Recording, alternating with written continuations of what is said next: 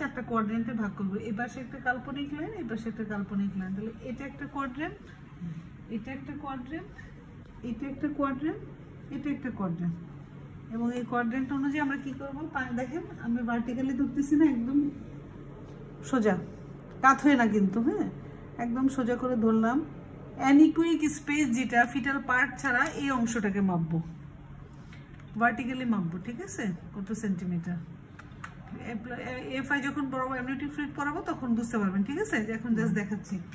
এরপর আবার প্রত্যেকটা পকেট খেয়াল করে করে মাপবো, এবং প্রোভাইডেড দ্যাট পকেট মাপার সময় বেশি জোরে চাপ দিব না। কেন বলেন তো? পানি সরে যাবে, তাই না?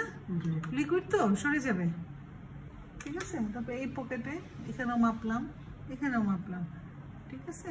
আচ্ছা, এখন দেখেন এর প্লাসেন্টা কোথায়?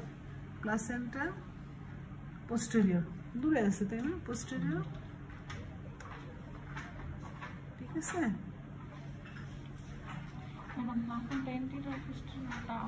অ্যান্টেরিয়র পোস্টেরিয়র দেখেন, খেয়াল করেন,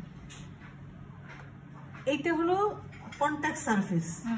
তাহলে ইউটেরাসটা যদি এইভাবে থাকে, তাহলে আমার প্রোফটা কোন ওয়ালের সাথে বেশি কাছে আছে? ইউটেরাসের এই অ্যান্টেরিয়র ওয়ালে, হ্যাঁ। আর তাহলে অপোজিটটা পোস্টেরিয়র, তাহলে প্লাসেন্টা কোথায় আছে?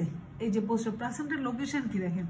পোস্টেরিয়র থাকতে পারে, অ্যান্টেরিয়র থাকতে পারে, ফান্ডাসের দিকে থাকতে পারে, অ্যান্টেরিয়র লো লাইন থাকতে পারে, পোস্টেরিয়র লো লাইন থাকতে পারে। এটা পোস্টেরিয়র কিন্তু লো লাইন না, দূরেই আছে প্লাসেন্টা। বুঝাইতে পারছি? আচ্ছা, দাঁড়ান, এটা নিয়ে